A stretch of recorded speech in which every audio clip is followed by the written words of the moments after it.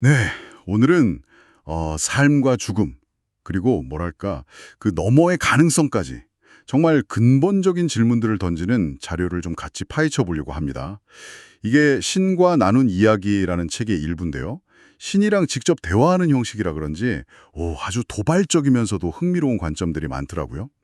우리가 보통 생각하는 거 있잖아요. 삶의 마침표로서의 죽음, 또 그거에 대한 두려움, 심지어는 자살처럼 좀 다루기 조심스러운 주제까지도 아주 정면으로 다루고 있습니다. 이번 탐구를 통해서 어쩌면 우리가 당연하게 여겼던 생각들에 정말 그럴까? 하는 질문을 한번 던져보고요. 당신에게 좀 신선한 관점을 제공하는 그런 시간이 되었으면 합니다. 자, 그럼 한번 시작해 볼까요? 네. 이 자료는 뭐랄까, 시작부터 아주 파격적입니다. 삶은 영원하고 우리가 죽음이라고 부르는 것은 끝이 아니라 단지 형상의 변화일 뿐이다. 이렇게 딱 잘라 말하거든요. 영혼의 선택이라던가 환생의 가능성, 그리고 죽음을 어떻게 이해하는지가 오히려 역설적으로 삶을 더 깊이 이해하는 열쇠가 될 수 있다. 뭐 이런 이야기들이 담겨 있어요. 그래서 단순히 정보를 그냥 나열하기보다는 이런 관점들이 당신의 삶과 생각에 어떤 파문을 던질 수 있을지 함께 좀 탐색해 보면 좋겠습니다. 가장 먼저 진짜 정신이 번쩍 뛰는 주장이 바로 삶이 영원하고 끝이 없다는 이 부분이었어요. 죽음이 끝이 아니라면 도대체 뭘까요?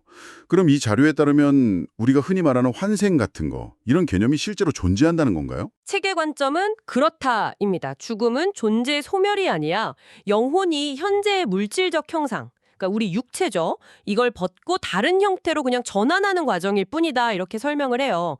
근데 흥미로운 점은 영혼 스스로가 원해서 이 변화를 선택한다는 거예요. 그리고 이 과정을 슬픔이 아니라 오히려 기쁨과 해방감으로 받아들인다고 묘사하거든요. 뭐랄까 스스로 형태를 막 자유자재로 바꾸는 변신자 있잖아요. 그런 거 같다고 비유하기도 하고요. 네. 영혼이 죽음을 기뻐한다고요. 이건 정말 우리가 일반적으로 느끼는 감정하고는 완전 정반대잖아요. 사랑하는 사람을 잃었을 때 그 슬픔이라던가 죽음에 대한 어떤 본능적인 두려움 이런 걸 생각하면 쉽게 받아들이기는 좀 어려운 이야기인데요. 그렇죠. 바로 여기서 핵심이 영혼의 관점하고 우리 인간의 관점 사이에 좀 간극이 있다는 거예요.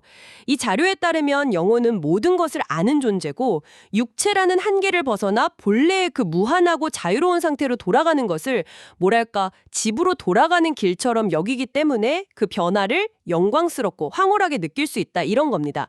물론 이런 이해는 사후세계라던가 영혼의 여정에 대한 어떤 깊은 믿음이나 이해가 있을 때 가능하다 이런 단서가 붙긴 합니다. 결국 몸이 나의 전부가 아니라는 그런 인식 전환이 전제되는 거죠. 몸으로 존재하는 경험도 물론 기쁨이지만 몸을 떠나는 경험 또한 다르지 않게 기쁨일 수 있다 이런 시각인 거예요. 몸이 전부가 아니다. 또 자료에 보니까 죽음을 제대로 이해하지 못하면 삶의 절반밖에 모르는 셈이다. 이런 말도 나오던데요.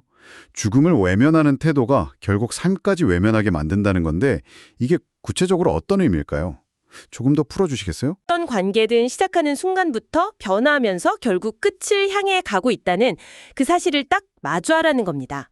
이 피할 수 없는 변화의 본질, 우리가 흔히 죽음이라고 부르는 이 현상을 삶의 자연스러운 한 부분으로 온전히 받아들이고 심지어 삶을 사랑하듯이 죽음까지도 이렇게 끌어안을 때 바로 그때 비로소 매 순간의 가치하고 삶 전체의 소중함을 제대로 누릴 수 있다. 이런 의미입니다.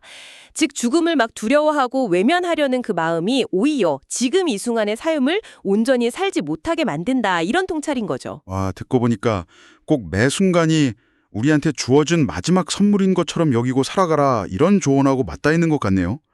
죽음을 부정하거나 그냥 공포의 대상으로만 볼 게 아니라 오히려 삶을 더 충만하게 살도록 이끄는 어떤 동력으로 삼으라 이런 메시지로 읽히는데요. 정확합니다. 더 나아가서 이 자료는 죽음 역시 삶처럼 하나의 환상임을 깨달을 때 고통에서 자유로워질 수 있다. 이렇게까지 말해요. 진짜가 아님을 아는 어떤 것도 너희에게 고통스럽지 않다. 이 구절이 이걸 아주 상징적으로 보여주죠. 예를 들어서 꽃이 지는 걸 그냥 단순히 죽음으로만 보면 슬프잖아요. 그렇죠. 근데 그게 열매를 맺기 위한 자연스러운 과정이고 나무 전체의 어떤 생명순환의 일부다. 이걸 이해하면 그 안에서 다른 종류의 아름다움이나 연속성을 발견할 수 있잖아요. 이런 것처럼 죽음을 끝이 아니라 영원한 삶의 한 단면으로 볼 때 그 죽음에 대한 두려움이 즐거움이라는 환상에서 벗어날 수 있다. 이런 비유를 사용합니다. 여기서 핵심은 우리가 그냥 잠시 피고 지는 그런 꽃이나 열매가 아니라 그 모든 변화를 겪으면서도 계속 존재하는 나무 그 자체와 같은 존재다. 이런 인식의 전환이에요. 아, 나무 그 자체. 네, 자, 그럼 이제 정말 조심스럽고 좀 어려운 주제로 넘어가 보겠습니다. 바로 스스로 목숨을 끊는 행위, 자살에 대한 이야기인데요. 이 자료는 자살이 도덕적으로 잘못된 행위라는 그 일반적인 통념 자체에 근본적인 의문을 던지고 있어서 와, 이거 상당히 논쟁적일 수 있겠습니다. 네, 매우 도발적인 관점이죠. 이 자료는 자살이 잘못됐다는 그 판단이 크게 두 가지의 잘못된 가정에 기초하고 있다고 지적합니다. 첫째는 옳고 그름이라는 절대적인 도덕률. 이게 우주적인 진리가 아니라 인간 사회가 특정 시점, 특정 문화 속에서 만들어낸 상대적인 가치관일 뿐이라는 거예요. 뭐 역사적으로 봐도 옳고 그름의 기준은 계속 변해왔잖아요. 맞아요. 둘째는 아까 이야기한 것처럼 삶은 영원하기 때문에 어떤 방식으로든 생명을 죽이는 행위 자체가 근본적으로 불가능하다는 관점입니다.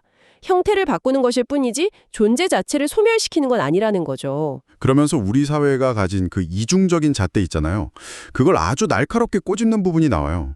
특히 권총으로 자살하는 경우랑 흡연처럼 서서히 자신을 죽음으로 몰아가는 경우를 비교하는 대목. 아, 이게 굉장히 인상 깊었습니다. 맞습니다. 사회적으로 보면 권총처럼 즉각적인 방법으로 스스로 생을 마감하는 행위는 굉장히 강하게 비난받고 심지어 보훈금 지급 거부 같은 현실적인 불이익까지 받잖아요. 근데 흡연이나 건강에 해로운 식습관, 환경오염 방치 이런 것처럼 장기간에 걸쳐서 자신과 타인의 생명을 위협하는 행위는 개인의 자유 혹은 상업적 이익이다 이런 이름으로 용인되는 모순을 딱 지적하는 거죠. 아, 그러네요. 죽음에 이르는 속도가 도덕적 판단의 기준이 되는 이 현실이야말로 진짜 비인도적이라는 겁니다. 고통을 빨리 끝내려는 절박한 선택은 비난받고 오히려 고통을 연장시키는 행위들은 묵인되거나 심지어 조장되기까지 하는 그런 사회의 아이러니를 정면으로 비판하는 거죠. 그러면서 신은 처벌하는 존재가 아니라 사랑하고 이해라는 존재이기 때문에 극심한 고통에서 벗어나려고 스스로 죽음을 택한 영혼 역시 신의 심판을 받지 않는다 이렇게 주장합니다. 그렇다면 그 사후 세계에서도 자살한 영혼은 생전의 고통이나 어려움을 계속 겪게 된다. 이런 흔한 이야기는 있잖아요. 그거에 대해서는 뭐라고 설명하나요? 그 고통이 영원히 지속된다는 생각 때문에 더 두려워하는 분들도 계실 텐데요. 이 자료에 따르면요. 사후 체험은 죽음 직전의 의식 상태를 반영할 수는 있대요. 하지만 영혼은 언제나 자유의지를 가지고 있기 때문에 원한다면 언제든 그 경험을 바꿀 수 있다고 합니다. 즉, 고통스러운 상태에 영원히 갇히는 그런 운명 같은 건 없다는 거죠. 아, 바꿀 수 있다. 네. 더불어서 Enforce Fire라는 작가의 스티브는 살아있다라는 책을 구체적으로 언급하면서요.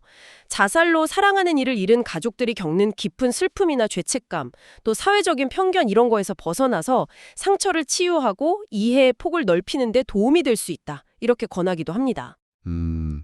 이렇게 명백해 보이는 어떤 사회적 모순이나 삶과 죽음에 대한 다른 관점들을 왜 우리는 쉽게 알아차리지 못하고 외면하는 걸까요? 자료에서는 그 이유를 좀 뜻밖에도 즐거움하고 연결시키더라고요. 네, 이게 상당히 흥미로운 분석이죠. 진실을 딱 직면하게 되면 현재 자신의 행동 방식을 바꿔야 할 필요성을 느끼게 되기 때문이라는 겁니다. 특히 흡연이라던가 특정 음식 섭취, 혹은 다른 여러 습관들처럼 몸에 해롭다는 걸 알면서도 계속하는 행위들이 주는 그 즉각적인 즐거움 있잖아요. 이걸 포기해야 할 줄도 모른다는 두려움 때문에 불편한 진실을 애써 외면하게 된다. 이런 설명이에요. 이 자료는 그래서 현대사회가 주로 육체적, 감각적 즐거움을 최우선으로 추구하는 경향이 강하고 인류 전체의 의식 수준이 아직은 좀 초기 단계, 이 책의 표현을 빌리자면 영화원 수준에 머물러 있다. 이렇게 진단을 합니다. 영화원 수준이라니 솔직히 처음 들으면 아니 우리가 그렇게 유치하다고 하고 좀 반감이 들 수도 있을 것 같아요. 마치 인류 전체를 좀 얕잡아 보는 듯한 느낌도 들고요. 바로 그 지점을 이 자료에서도 딱 인지하고 설명을 해요. 중요한 건 이 영화원이라는 표현이 더 낫다 혹은 못하다 이런 식의 가치 판단이나 비난이 아니라는 점입니다. 그냥 단순히 현재 인류 의식의 발달 단계를 객관적으로 관찰하고 묘사하는 비유라는 거죠. 마치 산의 높이를 비교하거나 학교의 학년을 이야기하는 것처럼요. 아, 비유군요. 네, 1학년보다 4학년이 무조건 더 좋은 학생은 아니듯이 진화의 특정 단계를 좋고 나쁨으로 평가하는 게 아니라는 설명입니다.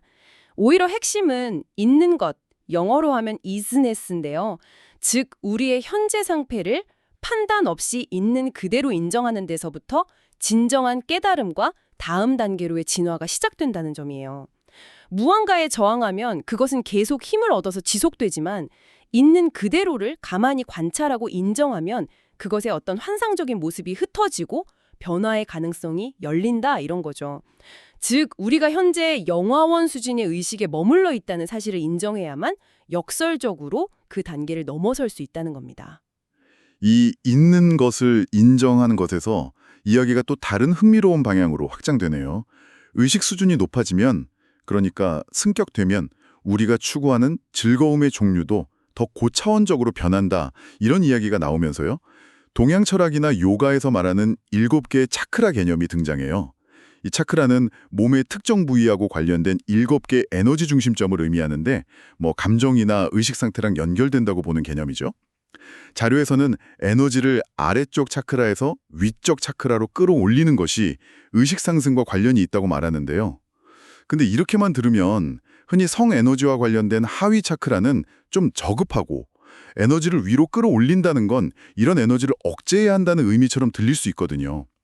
근데 바로 앞에서 인간의 성욕은 자연스러운 거고 축하해야 한다고 했잖아요. 제가 뭘 잘못 이해하고 있는 건가요? 아니면 여기서 말하는 다른 의미가 있는 건가요? 정확히 그 지점이 이 자료에서 신성한 이분법이라고 부르는 개념하고 연결됩니다. 먼저 성적 표현이나 성에너지 그 자체는 결코 저속하거나 부끄러운 게 아니고요. 오히려 신이 우리 안에 심어놓은 강력하고 자연스러운 생명 에너지의 발현이다. 이걸 분명히 합니다. 축하받아야 할 경험이라는 거죠. 문제는 성에너지를 포함한 7개의 차크라 에너지 중에 어느 하나에만 극단적으로 치우치거나 집착하는 상태, 즉 부분적인 경험에만 머무르는 온전하지 못함에 있다고 지적합니다. 아하, 그러니까 핵심은 특정 행위, 예를 들어 섹스를 하느냐 마느냐, 혹은 특정 차크라, 예를 들어 성에너지를 느끼느냐 마느냐가 아니군요. 어떤 경험을 하던 우리의 존재 전체, 그러니까 몸, 마음, 영혼, 이 3가지 측면하고 7개의 모든 에너지 중심, 차크라, 이걸 통해서 통합적으로 온전하게 경험하는 게 중요하다는 거군요. 성에너지를 억누르거나 부정하는 게 아니라 그것을 포함한 모든 에너지가 조화롭게 흐르도록 하는 것이 진정한 의미의 에너지 상승이다. 이런 말씀이시죠? 바로 그렇습니다. 에너지를 상위 차크라로 끌어올리라는 권유는요. 성에너지와 같은 소위 하위 차크라의 경험을 부정하거나 억압하라는 의미가 전혀 아니에요. 오히려 모든 차크라 센터가 서로 단절되지 않고 연결되어서 온전한 존재로서 모든 경험, 그게 명상이든 예술활동이든 심지어 성적인 경험이든 이걸 할 때 그 경험 자체가 성스러운 체험이 될 수 있다는 겁니다. 네네. 의식을 끌어올린다는 것은 특정 행위를 금지하는 게 아니라 우리가 하는 모든 행위와 경험 속에서 더 높은 자각과 전체성, 온전함으로 참여하는 것을 의미하는 거죠. 이 자료는 이런 영성의 생리학이나 차크라 시스템 이런 거에 대해 더 깊이 탐구하고 싶다면 디팍 초프라 같은 영성 지도자나 저자들의 작업을 참고해 보라고 권하기도 합니다. 결국 이 모든 이야기를 꿰뚫는 것은 이분법을 넘어서는 어떤 통합적인 시각인 것 같네요. 몸 안에 머무는 것, 즉 삶도 기품이고 몸을 떠나는 것, 죽음도 기품일 수 있다는 것. 성적인 에너지도 영적인 에너지도 모두 신성한 것일 수 있다는 것. 이런 이분법적인 생각들을 넘어서 전체를 볼 때 죽음에 대한 막연한 두려움이나 삶의 특정 부분에 대한 죄책감, 이런 것에서도 자유로워질 수 있다. 이런 결론에 다다르게 되는군요. 네, 오늘 정말 깊고 때로는 받아들이기 쉽지 않은 그런 도전적인 내용들을 함께 살펴봤습니다. 죽음은 끝이 아닌 변화이고 오히려 삶을 풍요롭게 하는 열쇠가 될 수 있다는 관점, 또 자살에 대한 통념의 의문을 제기하는 시각, 우리가 진실을 외면하는 심리적인 이유, 그리고 성과 영성, 온전함에 대한 통합적인 접근까지 이 이야기들이 당신에게 어떤 생각의 파동을 일으켰을지 궁금합니다. 네, 특히 있는 그대로를 판단 없이 인정하는 태도가 개인과 사회의 성장을 위한 출발점이라는 점, 그리고 삶의 모든 영역에서 어떤 부분적인 만족이 아니라 온전함을 추구하는 것이 중요하다는 메시지. 이건 우리 각자의 삶에 적용해 볼 만한 깊은 울림을 주는 것 같습니다. 또 육체가 주는 즉각적인 즐거움과 영혼의 더 깊고 지속적인 기쁨 사이에서 어떻게 균형을 찾아 나갈 것인가 하는 숙제도 좀 남겨주고요. 맞아요. 그래서 마지막으로 당신에게 이런 질문을 던져보고 싶습니다. 당신이 지금 이것이 현실이고 진짜다라고 너무나 확고하게 믿고 있기 때문에 어쩌면 자신도 모르게 고통받고 있는 환상은 무엇인가요? 만약 그것이 절대적인 진실이 아닌 하나의 관점이나 환상일 수 있음을 깨닫는다면 당신의 삶은 또 어떻게 달라질 가능성이 열릴까요? 잠시 멈춤. 오늘 저희가 나눈 이야기가 당신의 생각 지평을 넓히는 작은 계기가 되었기를 바랍니다. 다음에 더 흥미로운 자료로 다시 찾아뵙겠습니다.